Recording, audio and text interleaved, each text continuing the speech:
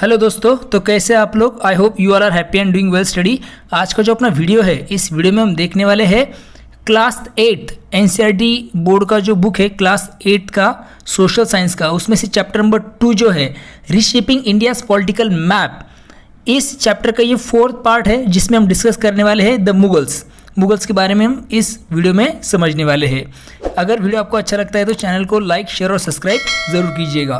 चलिए फिर बिना वक्त गवाए शुरू करेंगे मुगल्स के बारे में डिटेल में समझने के लिए। The Mughals, while the Delhi Saltanat weaken, Babur, a Turkic Mongol ruler and military strategist who, having been thrown out of Samarkand, modern day Uzbekistan, turned his sight to India। अब जब दिल्ली सल्तनत जो है वो कमज़ोर हो रही थी, वीकन, अंडरस्टैंड, उस वक्त बाबर कौन था? टर्किक मंगोल रूलर, तुर्क मंगोल शासक जिसे बोल सकते हैं हम हिंदी में, एंड अ मिलिट्री स्ट्रैटेजिस्ट, और कुशल ऐसा सेनापति वो था। Having been thrown out of Samarkand, उसे क्या किया गया? तो समरकंद से निकाला गया। अभी समरकंद क्या है? तो आज का जो उज़्बेकिस्तान है, वो जो एरिया उसे उस समय कहा जाता था समरकंद, तो उसे वहाँ से निकाला गया था। जैसे उसे निकाला गया, he turn his sights to India, तो वो क्या हो गया? तो भारत की ओर वो आगे बढ़ा। अंडरस्टैंड, उसे निकालने के बाद वो भारत की ओर बढ़ा। A descendant of Timur, Babur defeated Ibrahim Lodi at Panipat in 1526, which will later be called the first battle of Panipat. Understand? It rallied heavily on gunpowder, field artillery and matchlock guns which had recently been introduced in warfare in India। अब ये जो पानीपत का first war हुआ था, ये किन दोनों लोगों के बीच में लड़ा गया था? ये लड़ा गया था बाबर और इब्राहिम लोदी के बीच में। और बाबर ने क्या किया? तो इब्राहिम लोदी को पानीपत में हराया 1526 को। इसे बाद में क्या बोला गया? तो फर्स्ट बैटल ऑफ पानीपत का पहला युद्ध इसे कहा जाता है। इससे पहले एक इंफॉर्मेशन दी, देखो, Babur descendant of Timur, Babur जो था वो क्या था? तो तैमूर का वंशज था, और उसी ने पानीपत में क्या किया? तो इब्राहिम लोदी को हराया था। अंडरस्टैंड? अभी ये जो युद्ध हुआ पानीपत का, इसमें क्या यूज़ किया गया? तो गन पाउडर्स मीन्स बारूद यूज़ किए गए, आर्टिलरी मीन्स तोप खाने का यूज़ हुआ। उसके बाद ये देखो मैच लॉक मीन्स एक नए हथियार थे, बंदूक जिसे कहा जाएगा, उसका यूज़ किया गया था, matchlock guns, which had recently been introduce in warfare in India, जिनका जो है तो हाल ही में उस समय में क्या हुआ था? उस टाइम पर भारत में इसका यूज़ युद्ध में हुआ था, इन सब गन पाउडर्स, फील्ड आर्टिलरीज और मैच लॉक्स का। That defeat put a final end to the Delhi Sultanate and laid the foundation of Mughal Empire as Babur assumed control of Delhi throne। इस हार की वजह से क्या हुआ? तो दिल्ली सल्तनत का अंत हो गया, और बाबर जो है, बाबर ने दिल्ली की गद्दी पर बैठकर मुगल साम्राज्य की क्या रखी? तो नींव रखी, या फिर मुगल साम्राज्य के वहाँ से शुरुआत हो गई। एक बैटल का इमेज है, देखिए figure 2.15। The battle of Panipat, ये बैटल ऑफ पानीपत का है, ये बैटल दिखाई गई है as depicted in a copy of Baburnama. Understand? Note the use of cannons. अभी बाबरनामा की एक जो इमेज है उसमें ये पानीपत का युद्ध का इमेज वहाँ पे दिखाया गया है। तो आप यहाँ पे क्लियरली देख सकते हैं कि तोपों का, कैनन का यहाँ पे प्रयोग किया गया था। अंडरस्टैंड? आगे बढ़ते हैं। अभी बाबर एंड इंडिया, बाबर और इंडिया के बारे में कुछ नोट दिया है, वो अभी अब सबसे पहले हम समझेंगे। Babur left a candid autobiography of great historical value, Baburnama. Okay, Babur's memoir. Babur ने क्या किया? तो अपनी आत्मकथा लिखी जिसका नाम है बाबरनामा। अगर इसे देखा जाए तो इसका हिस्टोरिकल इंपॉर्टेंस बहुत ज़्यादा है। इसका हिस्टोरिकल वैल्यू मीन्स इसे बहुत इम्पोर्टेंट ग्रंथ माना जाता है, जो उसने लिखा है, खुद की मेमोरीज, उसकी खुद की यादें, उसकी खुद की आत्मकथाएं जो है, तो हिस्टोरिकली बहुत इंपॉर्टेंट है। क्यों? इन इट, इसमें, he comes out as cultured and intellectually curious with a keen appreciation for architecture, poetry, animals in bracket birds in particular, many of which he lists in some details, and flora, fruit trees especially. अगर ये book देखा जाए तो इसमें क्या दिखता है तो he comes out as a culture and intellectually curious, वो एक सुसंस्कृत जिज्ञासु व्यक्ति के रूप में सामने आता है इस बाबरनामा उसके आत्मकथा में। अंडरस्टैंड, जिसमें उसने क्या किया है तो आर्किटेक्चर मीन्स वास्तुकला हो गई, पोइट्री कविताएं, उसके बाद एनिमल्स जानवर स्पेसिफिकली, और उसमें स्पेसिफिक जो पक्षी है ओके उनकी डिटेल इंफॉर्मेशन या फिर उसमें उसने बहुत ज़्यादा गहरी ऐसी रुचि दिखाई है। और साथ ही साथ फ्लोरा मीन्स फ्रूट ट्रीज जिसे बोल सकते हैं फलदार जो फल देने वाले वृक्ष है, उसमें उसने खास सी ऐसी रुचि उस बुक में दिखाई है, फिर उसने उसके बारे में लिखा है अपने ऑटोबायोग्राफी में, अपनी आत्मकथा में। But he was also a brutal and ruthless conqueror, slaughtering entire population of cities, enslaving women and children, and taking pride in erecting towers of skulls made from slaughtered people of plundered cities.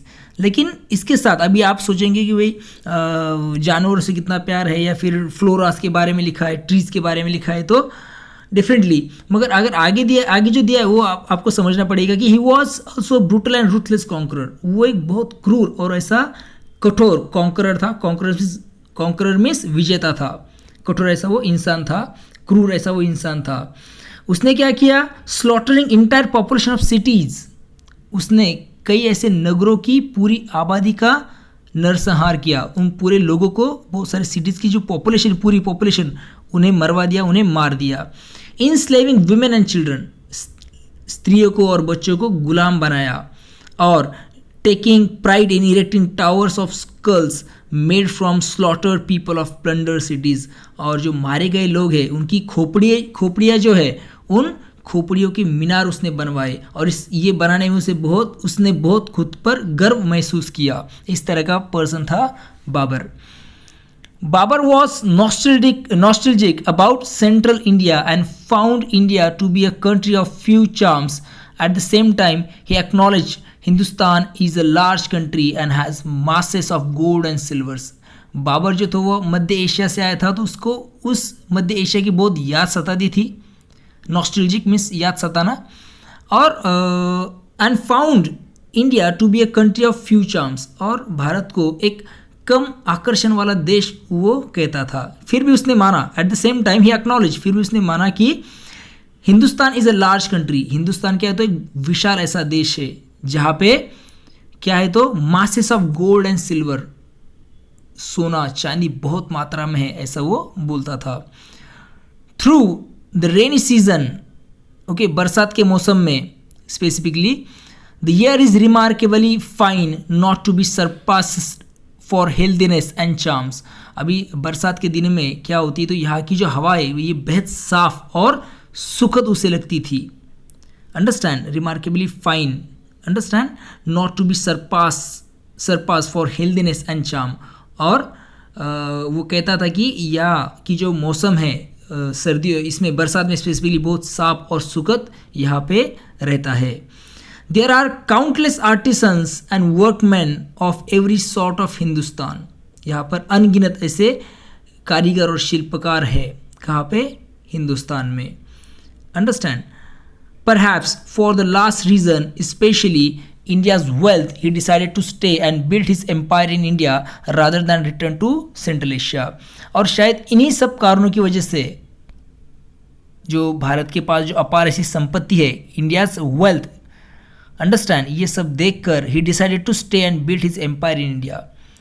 यही समझकर इसने क्या किया तो मध्य Asia में वापस लौटने के बजाय यहाँ पर ही उसने क्या किया तो मुगल साम्राज्य बनाने का निश्चय उसने किया। तो इस तरह से खूबसूरती भी आप देख सकते हैं कि हमारे हिंदुस्तान के बारे में, हमारे भारत के बारे में उसके बाबरनामा बुक में, ऑटोबायोग्राफी में है, मगर साथ ही साथ उसकी क्रूरता भी हम यहाँ पे समझ सकते हैं कि कितना क्रूर, पूरा का पूरा सिटी, पूरे के पूरा जो लोग हैं एक सिटी के, उन्हें मार देना, उनकी मीनार बनाना, तो इस तरह से क्रूअल्टी भी हमें उसकी दिखाई देती है बाबर की। ओके, थिंक अबाउट इट, सोचिए। What strikes you in Babur's impression of India, discuss in group. Babur का जो इम्प्रेशन इंडिया के प्रति, इसके बारे में आपको क्या लगता है, इसके बारे में आपको दोस्तों के बीच में आपको डिस्कस करना है।